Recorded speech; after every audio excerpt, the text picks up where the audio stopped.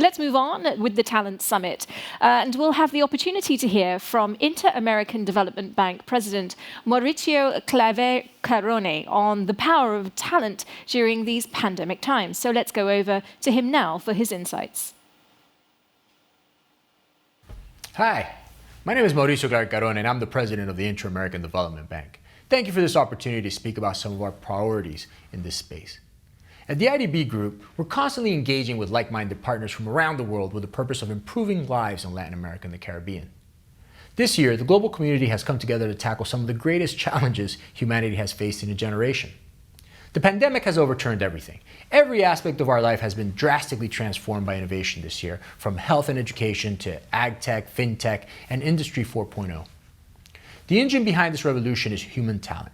None of this would be possible without the qualified human capital that can turn ideas into a reality.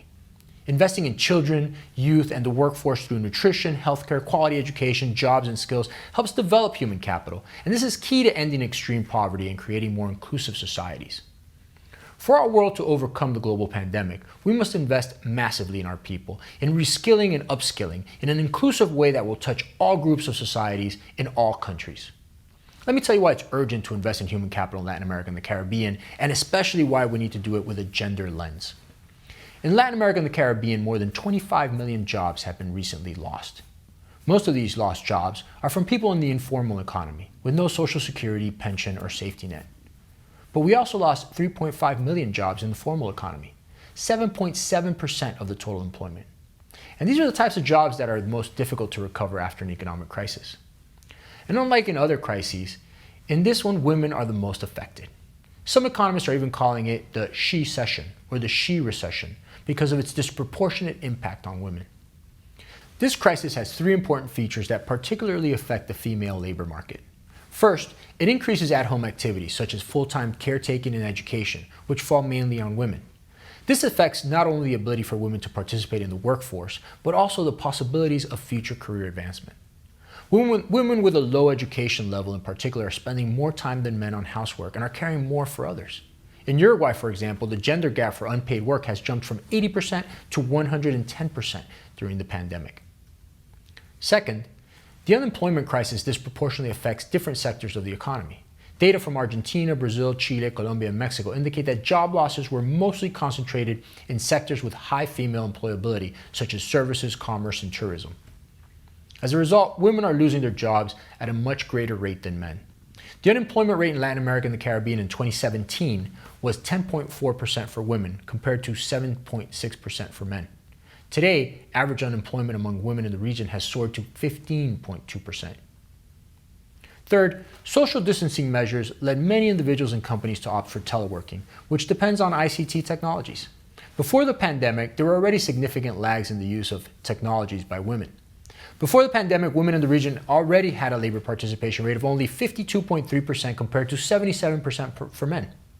They also had a lower quality of access to benefits of formalized labor. They suffered from lower wages, and they had less access to leadership positions.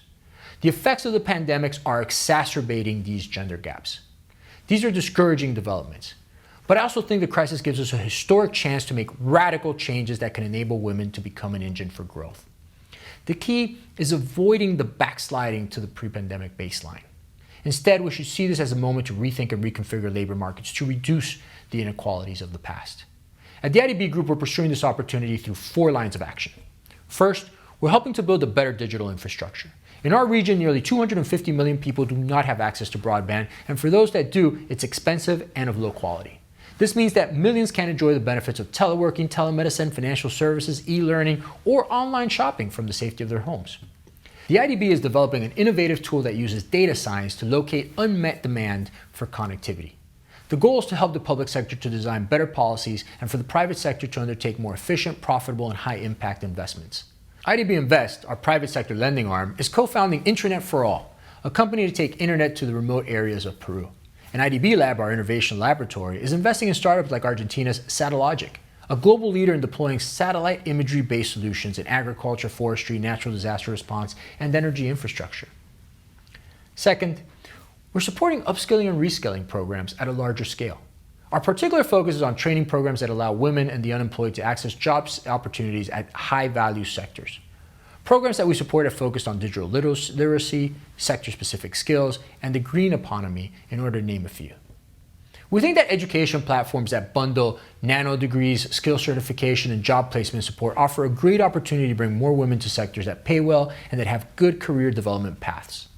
For instance, Costa Rica has been successful in attracting knowledge-intensive companies such as Amazon, IBM, Hewlett-Packard, and Procter & Gamble, among others. But they also face the challenge of growing unemployment and the difficulty of directing the unemployed into growth sectors and occupations. To address this problem, IDB Lab and CINDE, the Costa Rican Investment Promotion Agency, have convened a public-private partnership to develop an educational platform that uses artificial intelligence and data analysis to advise and accompany people identifying their skill gaps and opportunities for reskilling and upskilling, as well as the demands of trends in the labor market. For example, during the pandemic, CINDE launched a pilot experiment with Coursera to create 50 learning routes to jobs in knowledge-intensive sectors benefiting 50,000 people. Third, we're prioritizing women-owned startups, along with small, medium-sized businesses. A small, medium-sized business owned by a woman in Latin America and the Caribbean produces an average of 10% greater income than one owned by a man. Yet they have 50% less access to credit financing. Makes no sense. To support women entrepreneurs, IDB Lab created WeExchange, a platform that connects women STEMpreneurs in the region with mentors and investors. This year in the annual forum, 12 finalists out of almost 900 applicants from 31 countries pitched their companies to a jury of venture capital funds and to IDB Lab, and most of them will receive financing. Another example is the Women Entrepreneurs Finance Initiative, approved in October of this year to promote the growth and resilience of women-led and owned small, medium-sized enterprises. This $17.5 million program will benefit almost 5,000 women-led small, medium-sized enterprises in Central America, Guyana, and Ecuador. Additionally, nearly 225,000 women and women-led small, medium-sized enterprises are expected to indirectly benefit, I should say. Finally, we're promoting multi-stakeholder partnerships that generate quality jobs and economic opportunities for women and encourage their participation. One example is the Gender Parity Initiative, a public-private partnership the IDB and the World Economic Forum have launched to tackle the gender gap in Argentina, Chile, Panama, Colombia, and Peru. Underlying all these efforts is our fundamental belief that Latin America and the Caribbean can be a source of talent for the entire world. We see the evidence every single day. Consider the example of 3 coding boot camps that IDB Lab has been supporting. Programa Valentina in Guatemala, Reprograma in Brazil, and Laboratoria, which has operations in Mexico, Colombia, Peru, Chile, and Brazil, are preparing hundreds and soon thousands of young, unemployed, indigenous, black, transgender women to build a thriving and diverse tech industry in the Americas and beyond. These 3 social startups, all co-founded and led by women, are revolutionizing a very traditional technical training sector, targeting women with no previous programming knowledge and working closely with the tech industry to focus on the skill sets that are market-driven. Through these training programs, in less than 6 months, vulnerable young women can become junior software developers, an occupation that's highly sought after by companies in the region, and after all, that are well paid. These are the kinds of women-led enterprises that fill us with hope and enthusiasm for the future. But they also remind us of the urgent need for much larger investments in our region's talent. For this recovery to have staying power, it will need to unleash our richest resource, the creativity, grit, and resourcefulness of our people, and more specifically, of Latin American and Caribbean women. So I congratulate you for choosing this visionary topic for today's session, and I thank you again for inviting me to participate. You can be sure that IDB Group will be a passionate and ambitious promoter of this agenda in the years ahead.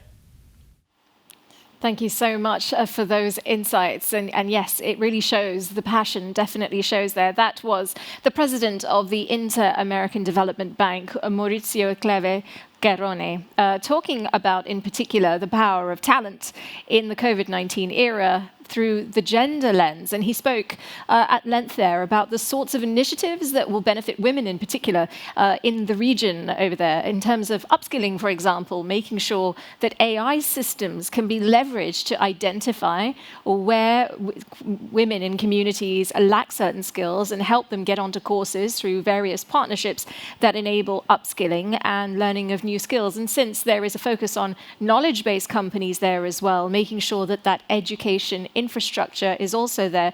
One of the things that stood out towards the end there of the presentation was around coding, the idea of coding boot camps for young women and those, again, wanting to upskill and improve their offering in the job market. But it was quite a sobering figure to know that when it comes to women and startups in the jurisdiction for the bank, 10% greater income is made by startups that are run by women than those run by men. However, these women get access to 50% less when it comes to financing. So that is obviously something that is in complete imbalance, and he would like to address it. He talked about a $17.5 million program in Central America, Guyana, and Ecuador to push SMEs which are led by women. So even though this pandemic has negatively impacted some of the situation for women in particular, there is hope. There is this idea that many of these public-private partnerships can be used to improve the situation. So partnership very much coming out as an option when it comes to achieving gender parity. Some great insights there, which were really interesting.